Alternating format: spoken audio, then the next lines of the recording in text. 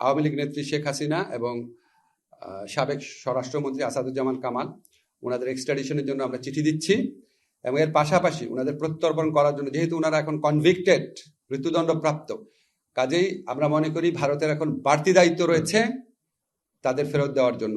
গণভোট আইন আমরা খুব দ্রুত করতে যাচ্ছি, এই উইকে করে ফেলবো। ধরেন আজকে কি বার, বৃহস্পতিবার, তো ধরেন আগামী ৩-৪ কার্য দিবসের মধ্যে হয়ে যাবে। শুধুমাত্র সিটি ব্যাংকে অ্যাকাউন্ট থাকলেই করতে পারবেন গুগল পে, তাই অ্যাকাউন্ট খুলুন আজই। বিগত ফ্যাসিস্ট সরকার আমলে প্রচণ্ডভাবে আমরা দেখেছি নিম্ন আদালতে যারা বিচারক থাকতেন তাদেরকে আইন মন্ত্রণালয় কন্ট্রোল করত। আইন মন্ত্রণালয়ের ইচ্ছায় নিম্ন আদালতের বিচারকরা জামিন দিবেন কি দিবেন না, সাজা দিবেন কি দিবেন না, এই ধরনের সিদ্ধান্ত নিতেন। এমন অনেক অভিযোগ আমরা শুনতাম, এমন অনেক কিছু আমরা দেখতাম। তো এই অবস্থার অবসান ঘটবে। এই অধ্যাদেশ পরিপূর্ণভাবে কার্যকর হওয়ার পর নিম্ন আদালতের বিচারকদের উপর আইন মন্ত্রণালয় তথা সরকারের আর কোনো কন্ট্রোল থাকবে না। সম্পূর্ণভাবে এটা উচ্চ আদালত তার সচিবালয়ের মাধ্যমে বিষয়গুলো দেখাশোনা করবেন।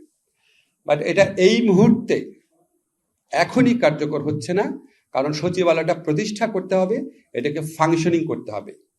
আমরা বিধান রেখেছি সচিবালয় সম্পূর্ণভাবে কার্যকরী হওয়ার পর সরকার সুপ্রিম কোর্টের সাথে পরামর্শক্রমে অধস্তন আদালতের বিচারকদের উপর তত্ত্বাবধান এবং অধস্তন আদালতের উপর তত্ত্বাবধান, নিয়ন্ত্রণ এবং শৃঙ্খলার বিষয়াদি উচ্চ আদালতের হাতে ন্যস্ত করা হবে। আশা করছি আমরা উচ্চ আদালতের সচিবালয় কয়েক মাসের মধ্যে সম্পূর্ণ কার্যকর হয়ে যাবে, গঠন করা হয়ে যাবে। এরপর থেকে নিম্ন আদালতের বিচারকদের নিয়ন্ত্রণ, তত্ত্বাবধান, শৃঙ্খলা এবং ছুটির বিষয়াদি সম্পূর্ণভাবে উচ্চ আদালতের সচিবালয়ের মাধ্যমে পরিচালিত হবে। সরকারের আর কোনো কন্ট্রোল থাকবে না। এটা হচ্ছে একটা আসপেক্ট। সেকেন্ড আসপেক্ট হচ্ছে উচ্চ আদালতের সচিবালয়ের মাধ্যমে নিম্ন আদালতের যে আর্থিক ব্যবস্থাপনা বা আর্থিক স্বাধীনতা সেটাও নিশ্চিত করা হয়েছে। এখানে আমরা কতগুলা বিধান করেছি। নাম্বার 1 বিধান হচ্ছে আদালতের, উচ্চ আদালতের বা নিম্ন আদালতের পুরা বিচার বিভাগের, সম্পূর্ণ বিচার বিভাগের উন্নয়ন বা সম্পূর্ণ উচ্চ আদালত বিচার বিভাগের আপনার যে কোনো ধরনের প্রকল্প গ্রহণ করার ক্ষেত্রে সচিবালয়ের নেতৃত্বে, উচ্চ আদালতের সচিবালয়ের নেতৃত্বে, সুপ্রিম কোর্টের সচিবালয়ের নেতৃত্বে একটা যাচাই বাছাই কমিটি থাকবে। যাচাই বাছাই কমিটি প্রকল্প গ্রহণ করবে। সেই প্রকল্প একটা কমিটির কাছে পাঠানো হবে পরামর্শের জন্য। সেই কমিটির প্রধান থাকবে উচ্চ আদালতের প্রধান বিচারপতির অনুমোদন বা সম্মতিতে, বা উনি যার নাম রেফার করবেন সেরকম একজন আপিল বিভাগের বিচারকের নেতৃত্বে একটা কমিটি থাকবে। সেই কমিটি যখন সুপারিশ করবে, সুপারিশ করার পর সুপারিশকৃত প্রকল্পের প্রাক্কলিত ব্যয় যদি 50 কোটি টাকা বা তার কম হয়, সেই ক্ষেত্রে প্রধান বিচারপতি এটা অনুমোদন করবেন, আর কারো অনুমোদনের প্রয়োজন হবে না। 50 কোটি টাকার যদি বেশি হয় তখন প্রধান বিচারপতি এটা পরিকল্পনা কমিশনের মাধ্যমে একনেকের সভায় উপস্থাপন করবেন।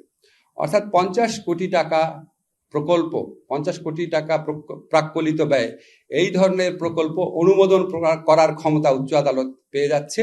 এবং এই 50 কোটিতে সীমাবদ্ধ না, এটা যদি সংশোধিত হয়, ভবিষ্যতে বাড়ানো হয় বা সময় বাড়ানো হয় বা খরচ বেড়ে যায়, তাহলে আরো 50 কোটি টাকা পর্যন্ত সম্পূর্ণ নিজের এখতিয়ারে অনুমোদন করার ক্ষমতা প্রধান বিচারপতির থাকবে। এটা একটা আর্থিক স্বাধীনতার একটা দিক। সেকেন্ড দিক হচ্ছে উচ্চ আদালতের বিচারকদের বা উচ্চ আদালতের এবং একই সাথে সাথে এই সচিবালয়ের সকল খরচাদি, সকল ব্যয় আমাদের যে সংযুক্ত তহবিল আছে সেটার উপর দায়যুক্ত থাকবে। অর্থাৎ কনসলিডেটেড ফান্ড যে আছে সেটাতে চার্জ হবে। এখানে বাড়ানো কমানো কোনো স্কোপ থাকবে না। সরকারের পক্ষ থেকে যখন এই বাজেট, সরকারের পক্ষ থেকে থার্ড দিক হচ্ছে সরকারের পক্ষ থেকে যখন উচ্চ আদালতের বাজেট অনুমোদন করা হবে, এই বাজেট ব্যবস্থাপনার সম্পূর্ণ স্বাধীনতা উচ্চ আদালতে থাকবে। এমনকি এই বরাদ্দকৃত অর্থের যদি পুনঃ উপযোজন, খুবই কঠিন শব্দ, মানে একটা হেড থেকে আরেকটা হেডে খরচ করার ক্ষেত্রেও উচ্চ আদালতে সরকারের কোনো পূর্বানুমোদনের প্রয়োজন হবে না। গণভোট আইন আমরা খুব দ্রুত করতে যাচ্ছি, এই উইকে করে ফেলবো। ধরেন আজকে কি বার, বৃহস্পতিবার, তো ধরেন আগামী 3-4 কার্য দিবসের মধ্যে হয়ে যাবে। মানবতা বিরোধী অপরাধের জন্য মৃত্যুদণ্ডপ্রাপ্ত আওয়ামী লীগ নেত্রী শেখ হাসিনা এবং সাবেক স্বরাষ্ট্রমন্ত্রী আসাদুজ্জামান কামাল ওনাদের এক্সট্রাডিশনের জন্য আমরা চিঠি দিচ্ছি এবং এর পাশাপাশি ওনাদের প্রত্যর্পণ করার জন্য, যেহেতু ওনারা এখন কনভিক্টেড, মৃত্যুদণ্ডপ্রাপ্ত, কাজেই আমরা মনে করি ভারতের এখন বাড়তি দায়িত্ব রয়েছে তাদের ফেরত দেওয়ার জন্য। বাংলাদেশের মানুষের বিচারের আকাঙ্ক্ষা সেটা পূরণ করার জন্য এই দায়িত্ব পালনে ভারত যেন আমাদের সাথে এক্সট্রাডিশন চুক্তি অনুযায়ী তার অব্লিগেশন পালন করে, সেই জন্য সেটা স্মরণ করিয়ে দিয়ে ভারতকে আমরা চিঠি দিচ্ছি। একই সাথে সাথে এই কনভিক্টেড ব্যক্তিদের দেশে ফেরানোর জন্য আন্তর্জাতিক যে অপরাধ আদালত রয়েছে রোমে, সেখানে আমরা কোনো রকম অ্যাপ্রোচ করতে পারি নাকি সেটা বিচার বিবেচনা করার জন্য আমরা অচিরেই বসে সিদ্ধান্ত নিব।